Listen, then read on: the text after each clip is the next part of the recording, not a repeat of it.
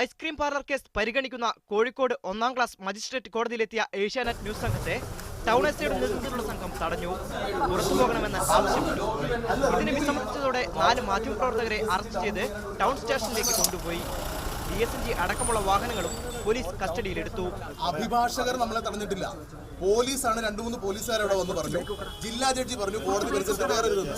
ഞങ്ങൾ അന്നേരം സംസാരിച്ചു. ഞങ്ങൾ പറഞ്ഞു ജില്ലാ ജഡ്ജി നമുക്കൊന്ന് കാണാനൊരു അവസരം തരൂ. അപ്പൊ ഇവർ കൂടുതൽ പ്രകോപനം എന്റെ സഹപ്രവർത്തകരെയും ഈ രീതിയിൽ ടോർച്ചർ ചെയ്യുന്നത് ഷർട്ടിന് കുത്തിപ്പിടിച്ചിട്ടാണ് നമ്മളെ മാറ്റുന്നത്.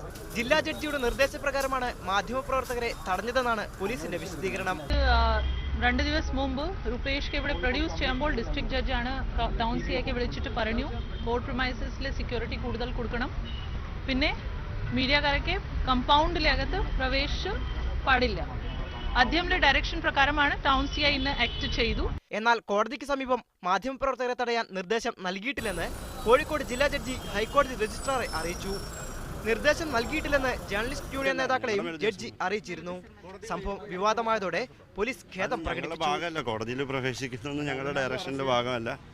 ഇപ്പോൾ ഈ ബിനുവിനുണ്ടായ കാര്യത്തിൽ ഞങ്ങൾ തന്നെ ബിനുവിനോട് പറഞ്ഞിട്ടുണ്ട്, നമ്മൾ മാപ്പ് പറഞ്ഞിട്ടുണ്ട്. കാരണം വെച്ചാൽ നമുക്കറിയാലോ പോലീസിന്റെ ഭാഗത്തു നിന്ന് ചില പ്രശ്നങ്ങൾ മാത്രമായിട്ട് ഞാനിതിനെ കാണുന്നു. സംഭവത്തിൽ അന്വേഷണമുണ്ടാകുമെന്നും ഇന്ന് തന്നെ നടപടിയെടുക്കുമെന്നും ജില്ലാ പോലീസ് കമ്മീഷണർ അറിയിച്ചു. സംഭവത്തിൽ റിപ്പോർട്ട് ആവശ്യപ്പെട്ട DGP പോലീസിന് വീഴ്ച പറ്റിയിട്ടുണ്ടോ എന്ന് പരിശോധിക്കുമെന്നും വ്യക്തമാക്കി. കോടതിയിലെ ക്രമസമാധാനം സംരക്ഷിക്കാൻ നിർദ്ദേശമുണ്ടെന്നും DGP ലോക്നാഥ് ബെഹ്റ പറഞ്ഞു. സബ് ഇൻസ്പെക്ടർ വളരെ നല്ല രീതിയിൽ പ്രവർത്തിച്ചിട്ടില്ല, ഒരു ഇൻസൾട്ടിങ് രീതിയിൽ, അങ്ങനെയാണ് അലിഗേഷൻസ്. ഞാനിപ്പോൾ ഈ കാര്യം ഒരു അന്വേഷണം നടത്താൻ വേണ്ടിയിട്ട് കമ്മീഷണറോട് പറഞ്ഞു. കമ്മീഷണർക്ക് അന്വേഷിച്ചിട്ട് ഇന്ന് വൈകുന്നേരം റിപ്പോർട്ട് തരാൻ പറഞ്ഞിട്ടുണ്ട്.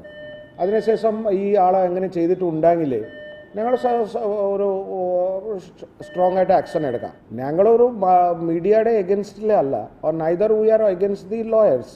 വിവിധ ബ്യൂറോകൾക്കൊപ്പം മീഡിയ 1 കോഴിക്കോട്.